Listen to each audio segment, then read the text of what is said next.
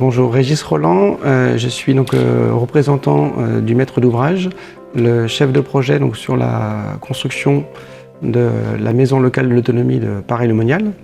La volonté du département était de construire et de développer un guichet unique de proximité sur l'ensemble de l'accueil du public concernant les handicaps, notamment l'autonomie, la perte d'autonomie, les personnes âgées et les personnes handicapées.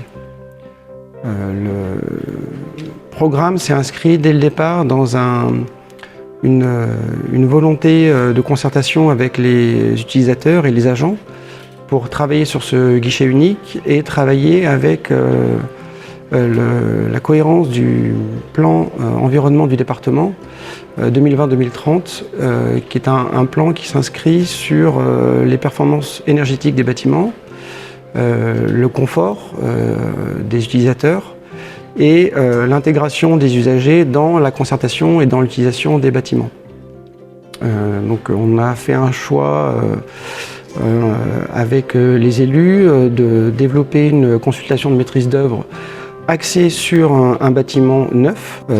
On a de 2020 à 2022 fait des concertations avec les utilisateurs et établi le programme pour un marché de maîtrise d'œuvre en MAPA, un mini-jury qui a sélectionné l'équipe Beau Architecte, un duo d'architectes, Olivier Le Gallet et Geoffrey Sétan, qui ont su montrer justement à la fois leur ancrage local dans le département, ce qui était une chose aussi que recherche le département, d'avoir des acteurs de proximité et des acteurs qui ont cette sensibilité-là sur cette approche, sur les matériaux, sur la qualité durable du bâtiment.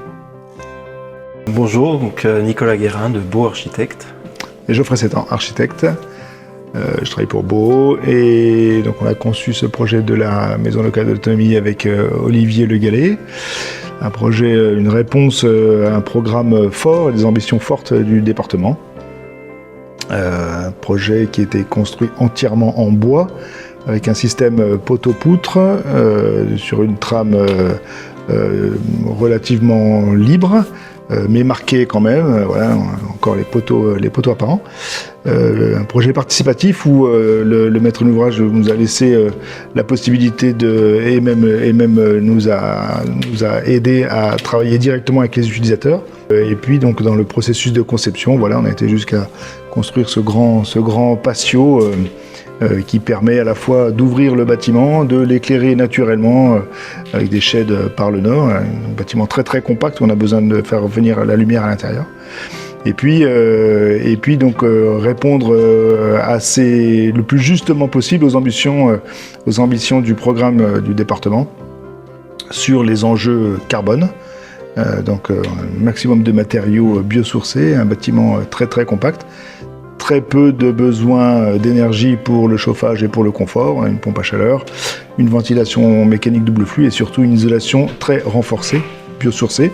On évoquait à l'instant le détail qui a été recherché dans ce bâtiment et vraiment on a essayé de pousser un peu l'utilisation du bois jusque dans les moindres détails avec l'aménagement intérieur, les placards, les bancs. On a 2 grands luminaires qui ont été fabriqués avec le menuisier local.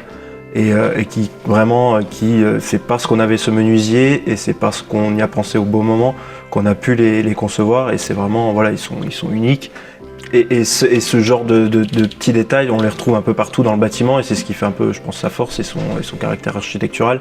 C'est que voilà, chaque élément en bois a pu être pensé jusqu'au bout grâce aux artisans qui ont joué le jeu jusqu'au bout, justement.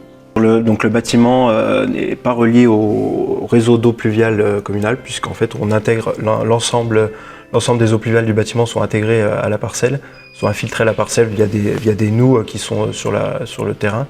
Et c'était important pour nous, ce terrain était à la base nu, il n'y avait pas de bâtiment dessus. L'ensemble des eaux pluviales qui venaient sur ce terrain s'infiltraient naturellement dans le terrain et on ne voulait pas rajouter. On est sur une ZAC, on est plutôt qui est déjà bien remplie et aujourd'hui il n'y a pas de différence au niveau de l'apport en eau pluviale sur le réseau puisqu'on infiltre la totalité sur la parcelle.